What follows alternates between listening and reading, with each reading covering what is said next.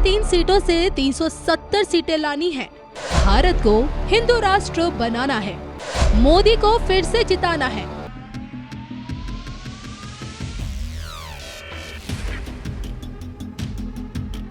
Voting के इस माहौल में एक बार फिर भारत को हिंदू राष्ट्र बनाने की मुहिम तेज हो चुकी है। हिंदू राष्ट्र की चिंगारी अब आग बन चुकी है। ऐसा कहना है मंडी सीट से चुनावी हुंकार भरने वाली अभिनेत्री से नेता बनी कंगना रनौत का। जनता के बीच हिंदू राष्ट्र की पैरवी कर रही कंगना ये बोल चुकी हैं, पीएम मोदी ने देश में सनातन धर्म और हिंदू राष्ट्र की जो चिंगारी जलाई है वो चिंगारी आग बन चुकी है। मेरा कोई अस्तित्व ही नहीं है। मैं और हम सब पीएम मोदी के मकसद के लिए लड़ रहे हैं। अब जब कंगना मोदी की गारंटी पर देश को हिंदू राष्ट्र की तस्वीर दिखा रही है तो ऐसे में कियास लगने लगे हैं कि कमल के खिलते ही, मोदी जी के फिर से प्रधानमंत्री बनते ही आज का भारत हिंदू राष्ट्र बन जाएगा। चुनाव से ठीक पहले सीएए लाकर पीएम मोदी ने देश विरोधी ताकतों के मंसूबों को ध्वस्त किया और अब जीत की हैट्रिक लगाते ही क्या पता भारत को हिंदू राष्ट्र घोषित कर दे। क्या ऐसा मुमकिन है? इस पर क्या कहती है स्वामी जितेंद्रानंद सरस्वती जी की भविष्यवाणी? देखिए सिर्फ और सिर्फ धर्म ज्ञान पर। और अब सवाल ये उठता है कि जिस तरह से मोदी लहर है, 24 का चुनाव है, तो देश का संत समाज ही ये जानना चाहता है। मुझे लगता है आप भी जानना चाहते होंगे कि आखिरकार कब भारत को राष्ट्रीय हिंदू राष्ट्र घोषित किया जाएगा, वो समय कब आएगा? हमें तकनीकी रूप से कुछ बातों का ध्यान रखना चाहिए। 15 अगस्त 1947 को धर्म के आधार पे हिंदुओं के लिए हिंदुस्तान जी, मुसलमानों के लिए पाकिस्तान, यही कह के द्विराष्ट्रवाद के सिद्धांत के आधार पे उसके पहले जो 1946 में अंतिम लोकसभा का चुनाव ब्रिटिश पार्लियामेंट के लिए हिंदुस्तान में हुआ, उसमें मुस्लिम कॉन्स्टिट्यूएंसी और नॉन मुस्लिम कॉन्स्टिट्यूएंसी, एक कॉन्स्टिट्यूएंसी से 2 प्रतिनिधि चुने जाएंगे, ये शर्तें थी। और 2 वर्ष 11 महीने 18 दिन में जो संविधान बना, 26 जनवरी 1950 को जो संविधान लागू हुआ जी, जिसको डॉक्टर राजेंद्र बाबू के अध्यक्षता में संविधान सभा ने काम किया जी।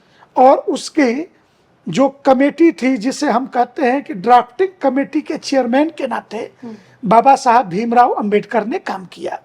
इन दोनों के संयुक्त प्रयासों से 1200 लोगों की कमेटियों ने काम किया है, सदस्यों ने। उससे बना हुआ जो हमारा संविधान है बेसिकली हिंदू राष्ट्र का ही संविधान है। मैं पूछूं आपसे कि वर्ण व्यवस्था के आधार पे आरक्षण लोकसभाओं का, क्या इस्लाम में अनुसूचित जाति होती है क्या? क्रिश्चियन में अनुसूचित जाति होती है क्या? SC ST के लिए जो आरक्षित सीट है वो किस व्यवस्था के अंतर्गत है? तो स्वाभाविक है वो हिंदू धर्म के वर्ण व्यवस्था के आधार पर ही वो आरक्षित सीट है। तो संवैधानिक रूप से अनकहे रूप में दूसरे 1975 में इमरजेंसी लगा के संविधान के प्रेम्बल में जबरदस्ती सेकुलरिज्म और सोशलिज्म शब्द इंदिरा गांधी जी ने जोड़ा। ये दोनों शब्द 1975 के इमरजेंसी से आए। तो जब ये दोनों शब्द 1975 तक नहीं थे, 1950 से 1975 तक 25 वर्षों तक का एक कालखंड है संविधान लागू होने के बाद। ये सेकुलरिज्म ना था ना सोशलिज्म था। तो ये दोनों शब्द जबरदस्ती संविधान में घुसेड़े गए। तो ये जबरदस्ती घुसेड़े गए शब्द को हम माइनस कर दें, जबरदस्ती आए तो जबरदस्ती जाएंगे भी, आज नहीं तो कल।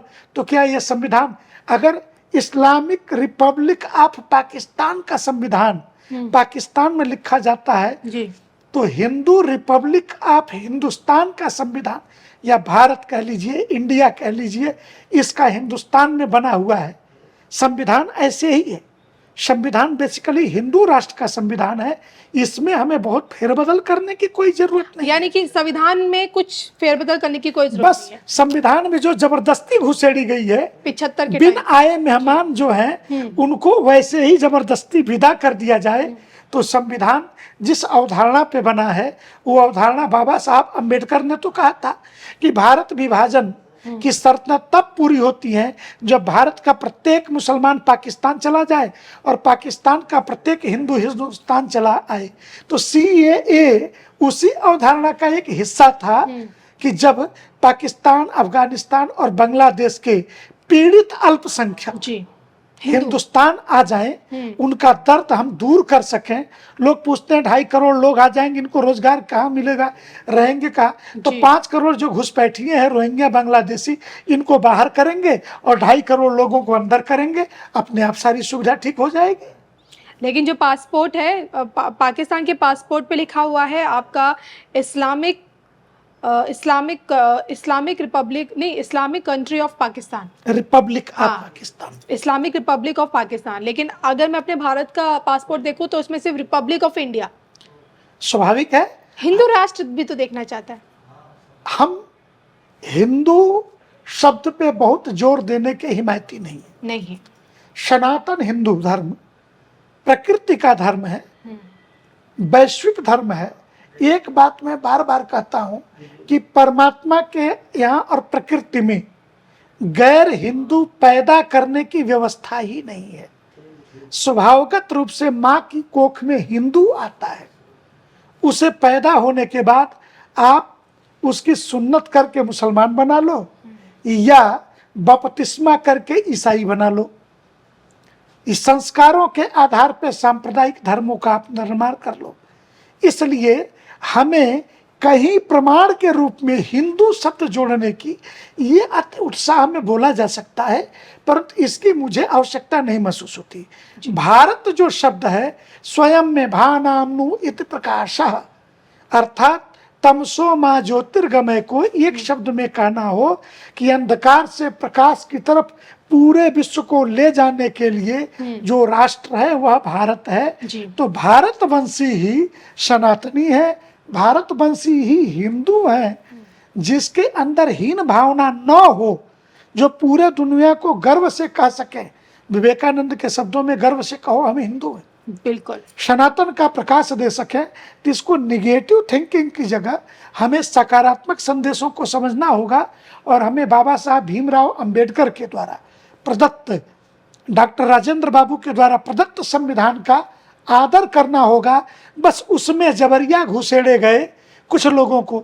मैं पूछूं, आरक्षण की जब बात करते हैं तो अंबेडकर ने तो यह भी कहा था कि आरक्षण अस्थायी है। तो अस्थायी कैसे बन गया? समाज को, हमें जो भी पीड़ित शोषित समाज है, कोई भी हमारा भाई है, उसे ऊंचा तो उठाना ही पड़ेगा। बिल्कुल। कितने दिन में उठता है उसके आधार पर आरक्षण की सुविधा चलती रहेगी। परंतु इन प्रश्नों को समझे बगैर संविधान की समझ, सनातन धर्म की समझ और इन दोनों की समझ, इसीलिए संविधान के प्रथम पेज पर राम राज्य है।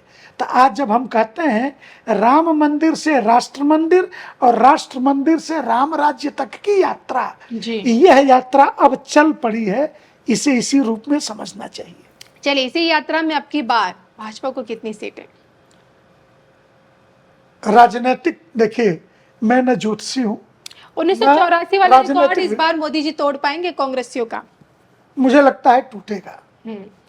इसलिए टूटेगा कि एक भी सनातन धर्मावलंबी, अगर मैं यह कहूं कि अब प्रोफेसर गौरव वल्लभ, प्रमोद कृष्णम और रोहन गुप्ता जैसे व्यक्तियों को भी कांग्रेस में रहते हुए यह एहसास हुआ, अगर गुलाम नबी आज़ाद कहते हैं कि मूल में हमारे बाप दादे भी हिंदू थे जी, अगर जम्मू कश्मीर के पूर्व मुख्यमंत्री फारूक अब्दुल्ला यही वाक्य हे राम का भजन गाते हुए पाए जाते हैं, तो मेरा मानना है कि सनातन धर्म अपने मूल गौरव के साथ उत्तर से दक्षिण, पूरब से पश्चिम, अगर तमिलनाडु में स्टालिन के बेटे सनातन के ऊपर सनातन उन्मूलन की बात करते हैं, परंतु स्टालिन की मां मंदिर जाते हुए पूजा करते हुए अपनी फोटो वायरल करती हैं, तो मेरा मानना है सनातन का गौरव इस प्रकार बढ़ रहा है कि अयोध्या से लेके अबू धाबी तक मंदिरों के निर्माण और उद्घाटन का यह कालखंड है। हमें इसी रूप में स्वीकार करना चाहिए। इसलिए विरोधी कहाँ टिकेगा, इसकी अपेक्षा हम यह मानते हैं कि अब की बार 400 पार, या इसलिए कि भगवान रामलला के मंदिर बना के मोदी जी ने जो दिया, देश का हिंदू समाज और संत समाज उन्हें सत्ता का रिटर्न गिफ्ट यह दे रहा है। चलिए, इसी के साथ मुझे महाराज जी को हम दोनों को दीजिए इजाजत। नमस्कार।